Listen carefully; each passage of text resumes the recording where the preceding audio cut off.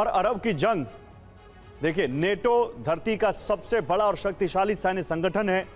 अरब भी इसमें, अरब की जंग में ट्रंप उसको भी लाना चाह रहे हैं, लेकिन ये नेटो अब टूटने की कगार पर है क्योंकि इस संगठन की धुरी अमेरिका है।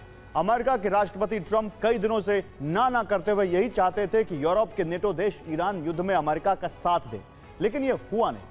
अब अमेरिका ने ऐलान कर दिया है कि अपने तेल के रास्ते को खुलवाने की जिम्मेदारी यूरोप खुद ले, लेकिन इसके साथ ही ईरान जंग में अमेरिका तीसरा एयरक्राफ्ट कैरियर भी भेज रहा है।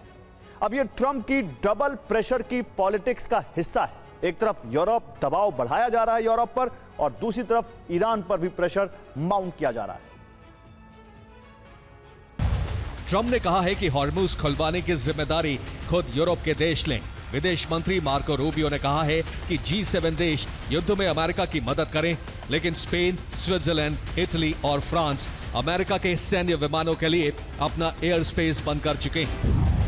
कि ट्रंप नया एयरक्राफ्ट कैरियर और सबमरीन ईरान के करीब भेज रहे हैं। अभी अमेरिका के USS अब्राहम लिंकन और जेराल्ड आर फोर्ड अरब में तैनात हैं, लेकिन अब अमेरिका अपना तीसरा aircraft carrier USS George H.W. Bush भी अरब भेज रहा है।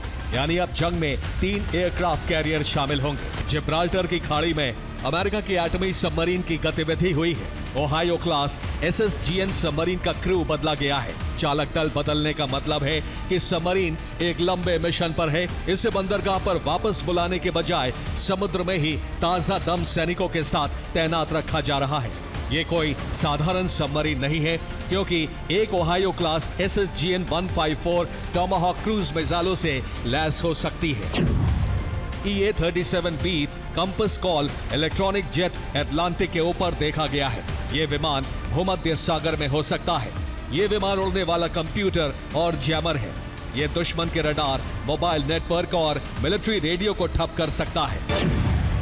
नई सैन्य तैनाती से एक तरफ ईरान पर दबाव पड़ रहा है, तो दूसरी तरफ ट्रंप के बयान से यूरोप को सीधा युद्ध या आर्थिक संकट में से एक चुनने पर मजबूर किया जा रहा है।